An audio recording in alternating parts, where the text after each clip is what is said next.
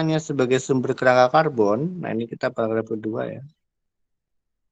Untuk metabolisme oksidatif dan produksi energi, protein makanan juga harus menyediakan asam amino, nah ini yang tidak dapat dibentuk oleh tubuh.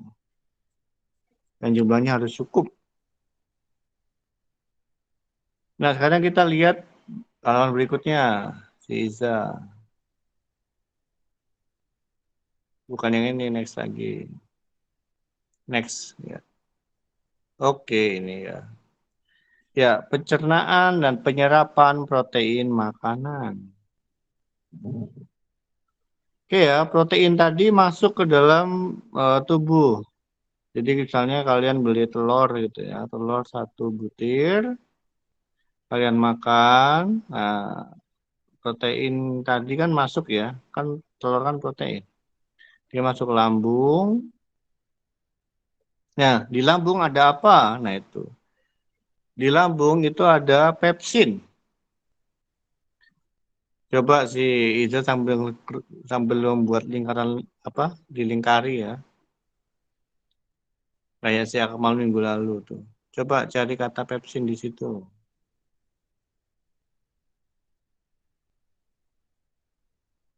Oke ya gitu. Ya, jadi di lambung itu ada pepsin yang bisa mencerna protein. Nah, berikutnya pankreas itu juga nggak mau ketinggalan gitu. Dia juga mengeluarkan proteacesarin, yaitu ada apa aja? Ada tripsin, ada kimotripsin, elastase, dan karboksipeptidase. Nah, itu adalah secret enzim yang dikeluarkan pankreas yang semuanya itu untuk mencerna atau memecah si protein menjadi asam amino. Nah, setelah itu di dan tripeptida yang tersisa itu akan dipecah oleh enterosit ya, sel-sel usus. Sedangkan asam amino yang bebas diserap dan diangkut ke vena porta.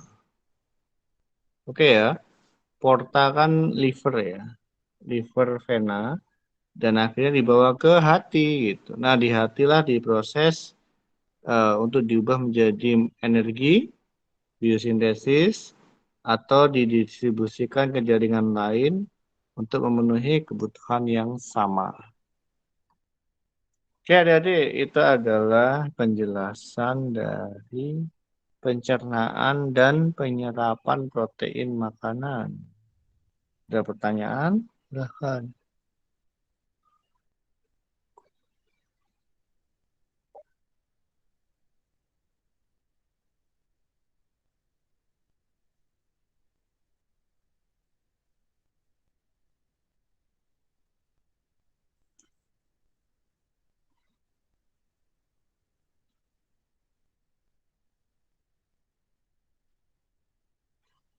Ya, izin bertanya, Pak. Ya, silahkan. Untuk orang yang tadi makan sayuran itu kan dia ada kemungkinan kekurangan ya kan, Pak, untuk proteinnya. Itu Hmm. untuk kedepannya eh, untuk kedepannya itu ada yang bermasalah nggak ya, Pak, dari DNA dari asam amino itu? Oke, oke.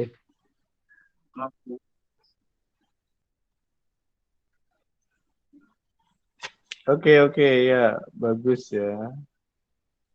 Kan tadi orang yang punya diet apa itu eh, vegan gitu ya, murni vegan, bisa jadi kekurangan itu. Nah, ada konsekuensi nggak di suatu masa depan gitu ya? Kalau udah sampai DNA tidak ya. Eh, Mungkin ada gangguan, mungkin juga tidak signifikan ya, tidak signifikan. Mungkin eh,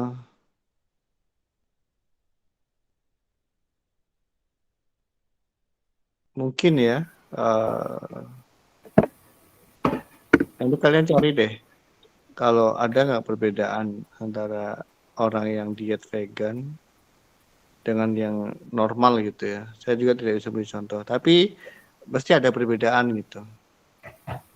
Tapi biasanya tidak ini ya, tidak signifikan karena karena kan banyak orang kan ya yang dia diet vegan tapi juga tidak terjadi penyakit. jadi penyakit. Jadi itu termasuk yang aman. Kan tidak jarang ya kita dengar laporan diet vegan terus meninggal gitu kan. Enggak. Mungkin ada ini ya proses biokimia yang bisa proses biokimia tambahan mungkin ya. Jika tidak mencukupi, maka tubuh akan membuat atau mengompensasi dari asam amino yang tersedia gitu. Nah, itu mungkin tetap bisa berjalan. Oke, gitu ya sejauh ini yang saya jawab. Baik Pak, terima kasih Pak. Oke, sama-sama. Oke, kalau kita lihat ke gambar, tabel, sorry. Coba tabel 15.1 ya. Nah ini, tabel 15.1 adalah bentuk cadangan energi di dalam tubuh. Nah, itu ada glikogen tersimpan di jaringan hati. Kita punya 70 gram. Energinya adalah 280 kilokalori. Nah, glikogen juga ada di otot. Nah, itu jumlahnya lebih besar ya. Ada 120. Atau energinya adalah 480 kilokalori. Nah, glukosa bebas. Nah, kan kita glukosa bebas ada di darah ya. Yaitu jumlahnya 20 atau kalorinya adalah 80. Triacylglycerol. Nah, itu ada di jaringan adiposa. Lihat ya, jumlahnya gede banget tuh, 15.000 gram. Dan kilokalorinya pun banyak, 135.000. Nah, protein tersimpan di otot itu ada 6.000 gram. Kalorinya adalah 24.000.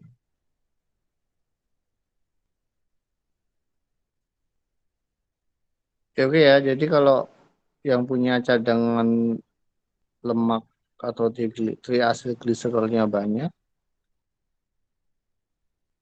ya mungkin ketika puasa dia nggak begitu turun ya, karena itu yang dipakai. Jadi tidak sampai protein bongkar bongkar protein ya, karena lemaknya aja udah kaya banyak gitu.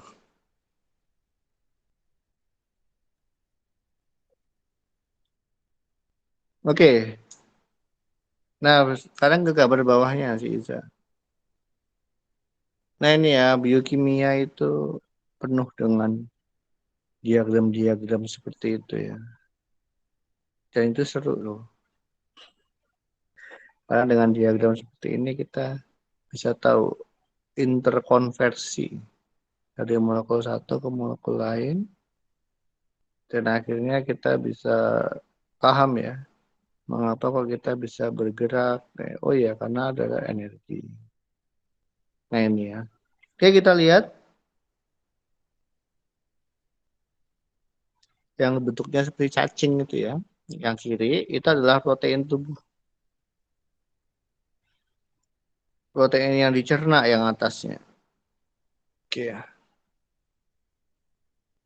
Yang dari makanan berarti yang kiri apa yang atas? Kalau dari makanan? Yang atas, Pak. Yang atas ya. Kalau yang protein tubuh berarti yang di mana? Yang kiri, Pak, yang bolak-balik. Maksudnya di tubuh kita di mana? Di jaringan otot ya, Pak? Oke. Coba si Iza coba ke atas ini. Alasin dikit aja. Nah, tabelnya lihat tuh. Paling bawah lihat Akmal. Protein jaringannya di otot. Oke ya, paham. Bawah lagi ya. Oke, nah jadi kita lihat karena kita sedang membahas protein dari makanan, kita coba yang atas ya. Protein yang dicerna itu artinya adalah protein yang dari makanan karena itu yang dicerna. Tapi sebenarnya sama aja ya, protein tubuh itu yang protein yang dibongkar ketika misalnya akmal puasa. Dan hasilnya lihat tuh, yang diambil itu adalah asam amino. Paham ya? Jadi itu adalah asam amino yang dipakai. Nah lihat sekarang asam amino kita bawa ke kanan. Nah itu ada NH3. Nah itu sebenarnya saya jelaskan tadi ya. Itu adalah proses pembuangannya NH3. Tetapi kita punya sistem siklus urea. Nah itu sehingga NH3 diubah menjadi urea. Nah itu adalah degradasinya. Sekarang asam amino itu perannya banyak ya. Kita lihat ke bawah. Dia ada dipakai sebagai building block untuk pembentukan purin. Karena purin butuh N, ya kan? Butuh nitrogen. Kan purin ada N-nya ya. Pirimidin sama dia ada N-nya. Porfirin juga ada N-nya. Dan tiroksin juga ada N-nya. Bisa juga untuk neurotransmitter, ya glutamat, glisin, itu juga asam amino. Fosfolipid, ya dia juga butuh N. Dan kemudian koenzim. Nah, itu adalah tanda panah ke bawah. Nah, berikutnya kita geser ke tanda panah yang kanan. Nah, asam amino tadi untuk C-nya kan bisa diubah menjadi asetil-CoA. Nah, yang mana asetil-CoA tadi bisa dikonversi menjadi asam lemak, lipid, dan sebagainya. Nah, berikutnya hasil CoA tadi bisa dipakai sebagai energi. Nah, hasil CoA ini kepakai juga untuk proses glikolisis, siklus TCA, dan senyawa antara.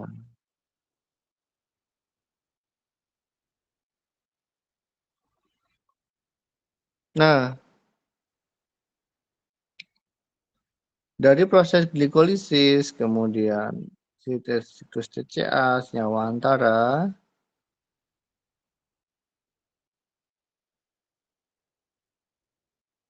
itu juga bisa dihasilkan asam amino non esensial. Ya. Jadi siklusnya berulang. Jadi produk-produk glikolisis senyawa TCA antara itu jalur suatu metabolit yang bisa digunakan tubuh untuk membuat asam amino non esensial gitu. Jadi ingat ya, asam amino non esensial itu justru tubuh bisa membuat sendiri. Mengapa dinamakan non esensial? Seperti itu aja. Ya, untuk grafik ini ada pertanyaan.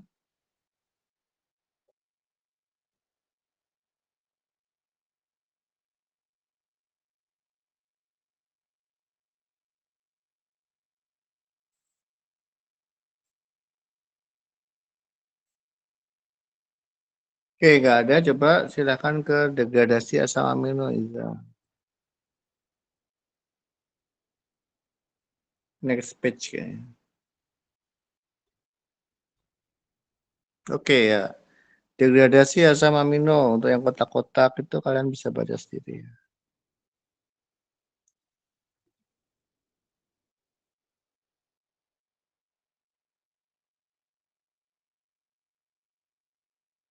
Oke, baca dulu ya 5 menit. Saya ambil minum dulu.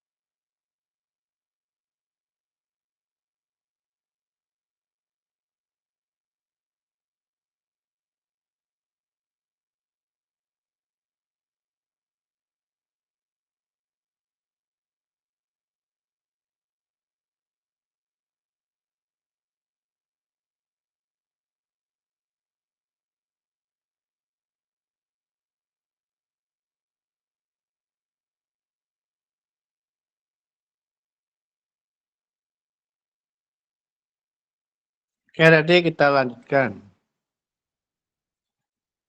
Degradasi asam amino. Ya, ini ada 3 mekanisme untuk mengeluarkan gugus amino dari asam amino. Ya, asam amino dia punya gugus amino ya. Nah, ini mau diceritakan bagaimana ia akan dikeluarkan karena kita sedang membahas degradasi ya. Oke, nah amino itu mau dikeluarkan. Nah, sehingga mekanisme untuk menghilangkannya ya gugus amino dari asam amino tadi itu melalui proses namanya adalah transaminasi ya. Jadi aminonya itu dipindahkan gitu. Dipindahkan ke namanya adalah akseptor. Ya, namanya adalah akseptor, penerima gugus amino ya. Nah, akseptornya itu adalah namanya adalah asam keto ya, asam keto. Nah, siapa gitu ya? Nah, ditulis ya. Akan ditulis. Nah, contoh akseptor itu adalah alfa ketoglutarat atau juga oksaloasetat. Nah, itu adalah contoh akseptornya. Penerima gugus amino itu bisa berupa alfa ketoglutarat atau oksaloasetat. Nah, ini menarik ya. Kalau alfa ketoglutarat itu ditempeli amino, itu justru akan menjadi glutamat. Nah, kalau oksaloasetat itu menjadi aspartat. Kalau glutamat dan aspartat, kalian pasti tahu ya, itu kan asam amino. Kalau demikian, glutamat dan aspartat itu asam amino esensial atau non-esensial?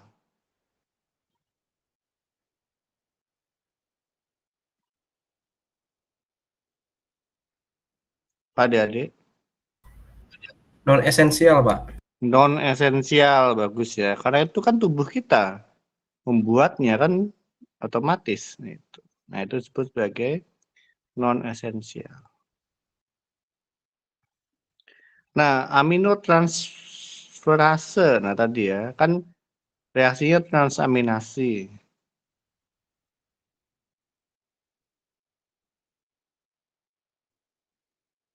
Nah, enzimnya adalah namanya aminotransferase. Nah, aminotransferase kan suatu enzim nih. Dia punya namanya kofaktor. Nah, kofaktornya itu yang contohnya itu adalah piridoksal fosfat. Nah, ini yang sedang kita bahas di gambar ya. Coba si Iza oh udah ya, benar. Nah, ini gambarnya nih, piridoksal fosfat. Piridoksal fosfat itu adalah kofaktor. Nah, yang mana? Nah, itu si serin itu nempel coba di yang pojok kanan atas tuh, yang tengah shift bahasa form. Nah, itu kan bedanya kiri sama kanan kan di ketonnya kan? Yang sorry di aldehid ya. Yang piridoksal fosfat yang kiri kanan atas itu kan COH. Ya enggak? Coba didengkari. Piridoksal fosfat yang kanan atas itu kan COH. Nah, itu ya, COH. Tapi sekarang kita lihat pada basa shift yang tengah itu kan CO-nya ditempeli dengan si serin. Coba lingkari.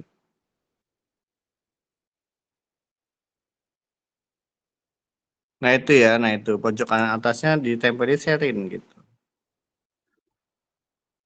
Nah, itu adalah bentuk transfernya ya. Jadi ke piridoksal fosfat.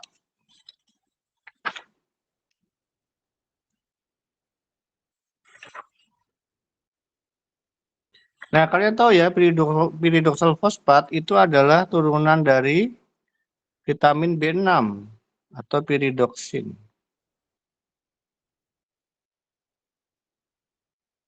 Jadi enzim transaminase ini ya membutuhkan vitamin B6. Nah, sehingga kalau orang kekurangan vitamin B6, ya dia bisa terganggu proses aminotransferasenya gitu. Nanti sehingga pemecahan asam aminonya pun jadi terganggu. Paham belum? Paham sudah?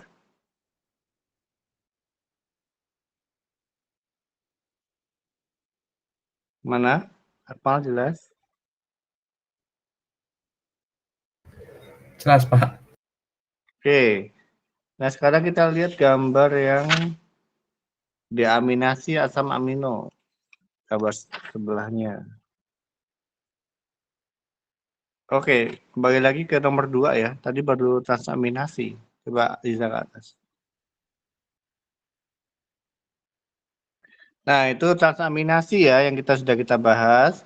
Bagus amino dipindah ke akseptor, akseptor keto. Nah, itu ya. Itu bisa alfa ketoglutarat atau si oksaloasetat. Nah, enzimnya adalah aminotransferase dan butuh kofaktor yaitu adalah piridoksal fosfat. Nah, itu adalah proses yang pertama ya, Adik-adik.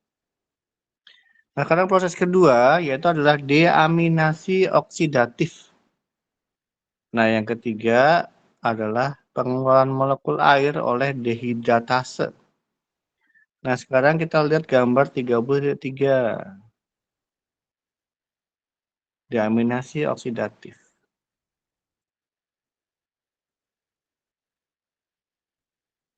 Nah, ini dia. Ini adalah proses deaminasi oksidatif.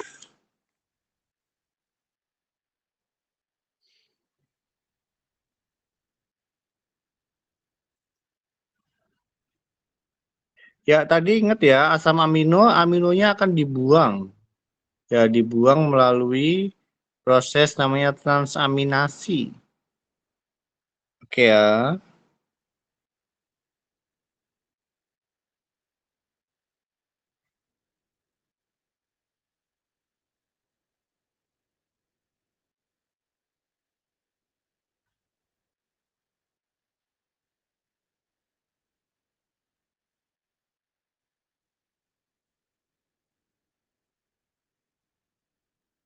Nah, sekarang pada proses deaminasi oksidatif, itu tanda E itu ya, itu artinya enzim. Coba Iza tandai, kursornya arahkan. Yang tulisannya adalah L-amino acid oksidase. Nah, itu ya. Nah, itu adalah enzimnya.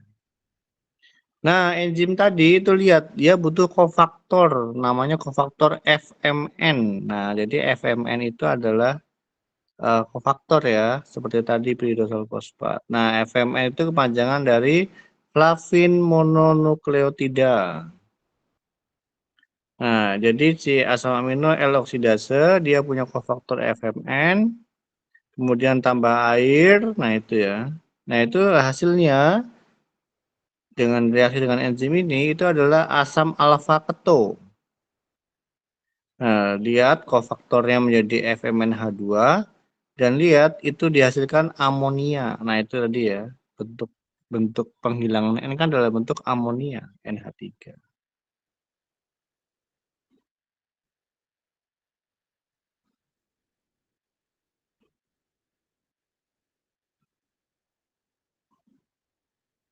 Nah, berikutnya FMNH2 itu direaksi dengan oksigen.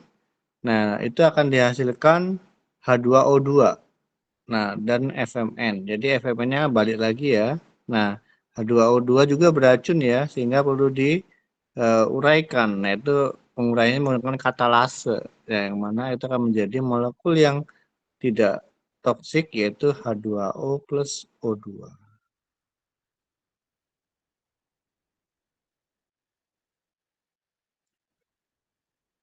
Nah, untuk yang kasus serin dan treonin, ini punya enzim namanya serin treonin dehidratase, itu akan diubah menjadi piruvat plus amonia atau avaktobutirat plus NH3. Nah, ini disebut sebagai deaminasi non-oksidatif. Mengapa kok yang A tadi disebut sebagai deaminasi oksidatif? Mengapa, Akmal? Atau si lainnya? Kok yang A itu disebut sebagai deaminasi oksidatif, tapi yang bawah deaminasi non-oksidatif? Apa bedanya? Izin menjawab, Pak. Ya. Karena tidak ini ya, Pak, memerlukan oksigen ya, Pak. Karena Kalau tidak yang menghasilkan A, oksigen, Pak. gimana? Karena tidak menghasilkan oksigen, Pak, maksudnya, Pak. Bukan tidak menghasilkan ya, memerlukan. Itu kan oksigennya muncul, bukan dihasil. Hasilnya kan itu amonia. Tapi itu yang deaminasi oksidatif, dia butuh oksigen. Ya. Jadi flavin yang terorganisasi tadi harus diregenerasi menggunakan molekul oksigen. Jadi oksigen dibutuhkan ya, Akmal, bukan dihasilkan.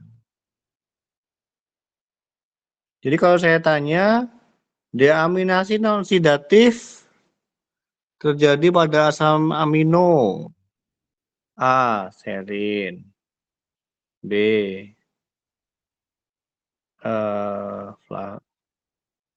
Misalnya adalah metionin. C. Glutamat. D. Treonin. E. Metionin. Jawabannya apa berarti?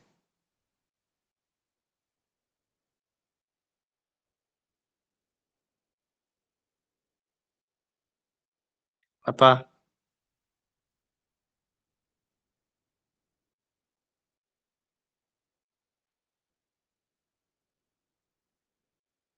Pak Akmal.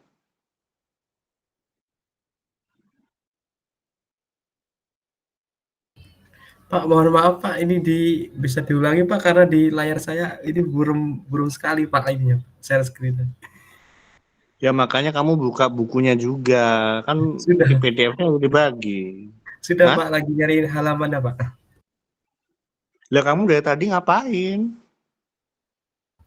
Sedang mencari halaman ini, Pak, yang sesuai, Pak. Lah ya mengapa kok baru cari halaman? Kan dari tadi udah sejam kita kuliah. Ini penuh bocoran soal loh ini.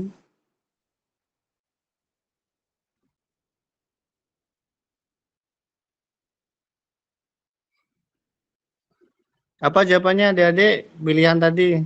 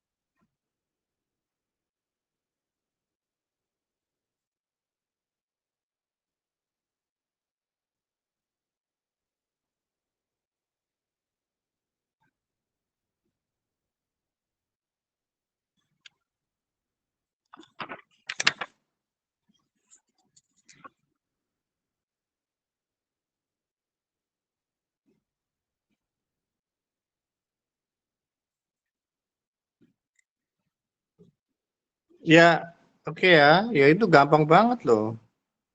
Non-oksidatif berarti apa? Ya terjadi pada dua itu kan, serin sama treonin. Gampang banget.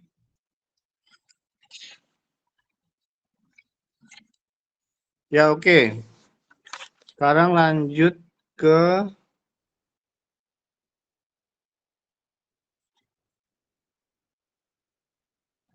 gambar 30.5.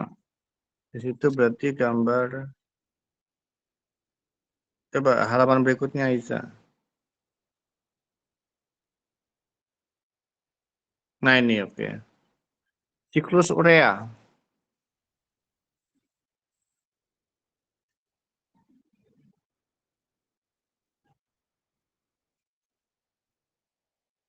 Oke, siklus urea ya.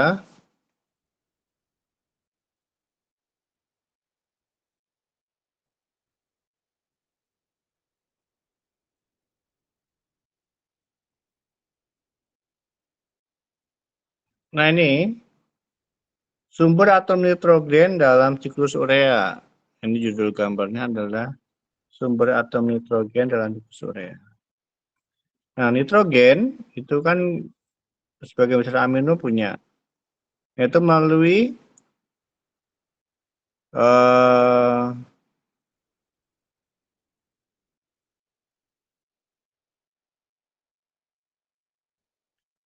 melalui itu ya, oksaloasetat atau alfa-ketoglutarat.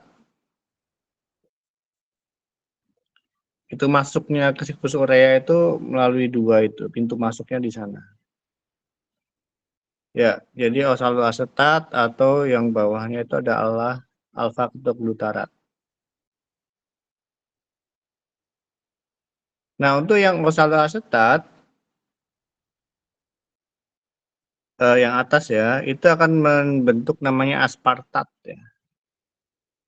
Nah, aspartat kemudian akan diubah menjadi argininosuksinat.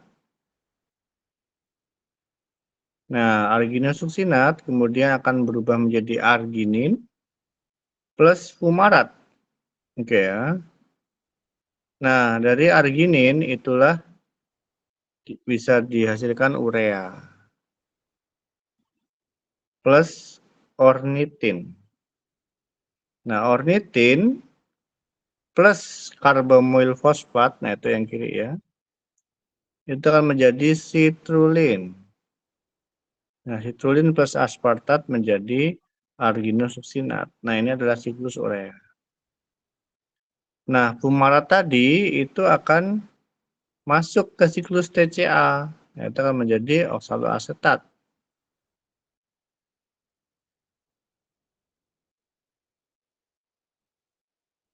Nah, ini adalah siklus urea ya, yang mana dia terhubung dengan TCA dan beberapa enzim itu ya, yang aminotransferase.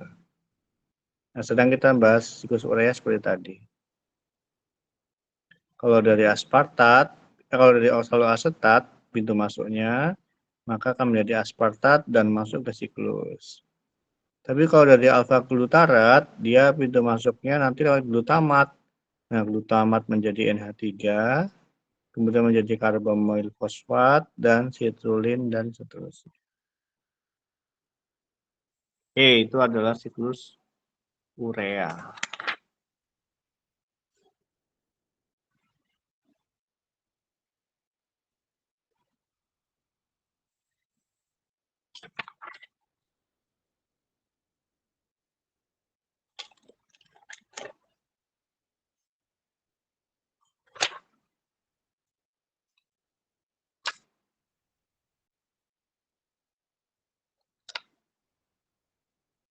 Oke, Iza coba sekarang kita bahas ke signifikansi klinisnya.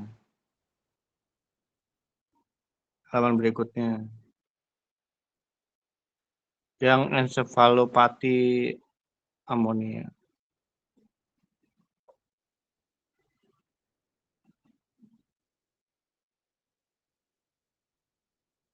Itu ya, Advanced Concept Box Ammonia Encephalopathy. Coba di situ.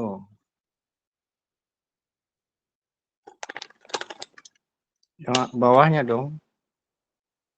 Ammonia Encephalopathy. Nah itu.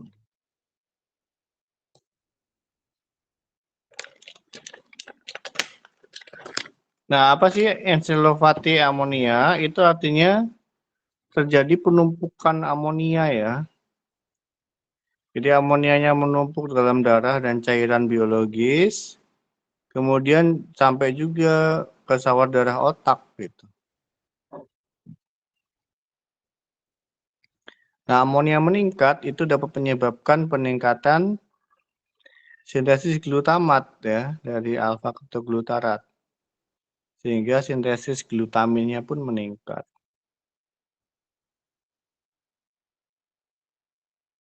Nah, sebenarnya ini proses normal ya. Jadi amonia akan didetoksifikasi, tetapi jika amonia itu meningkat secara signifikan, maka alfa ketoglutarat pasokannya itu habis gitu ya. Nah, sehingga TCA siklus akan terhambat dan produksi ATP akan turun.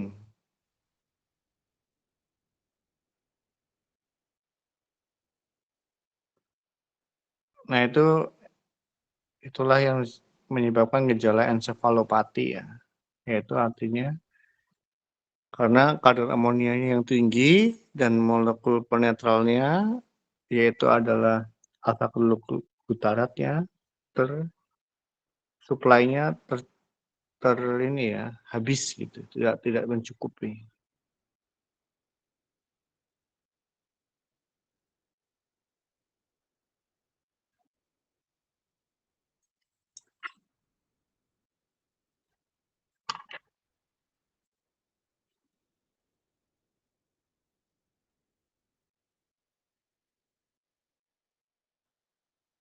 Oke, coba sekarang ke halaman berikutnya.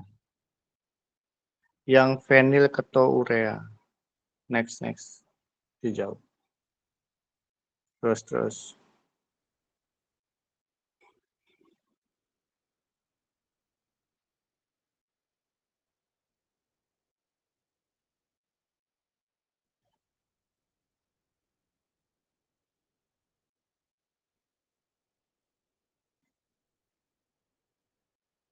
Oke, ya PKU. Fenilketonurea ini adalah bawaan lahir ya. Yang mana orang ini tidak punya enzim fenilalanin hidroksilase.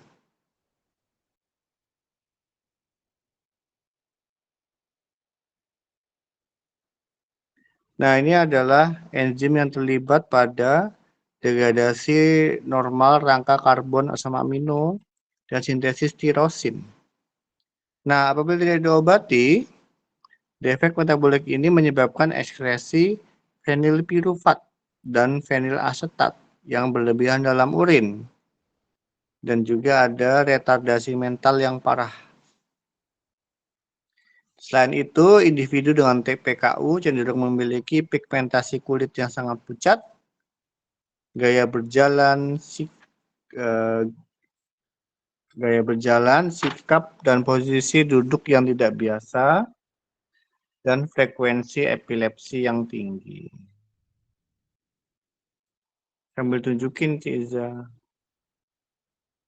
Mana yang saya bilang tadi?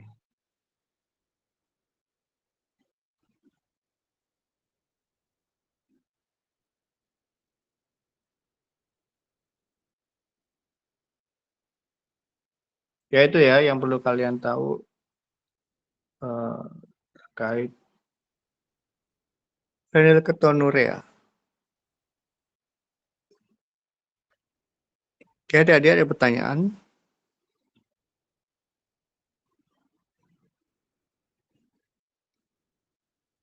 Oke ya, jadi babnya itu di bab 15 bisa diperdalam dan ini aja ya mungkin yang bisa saya antarkan untuk kuliah hari ini. Selesai. Ada pertanyaan dari adik sekalian?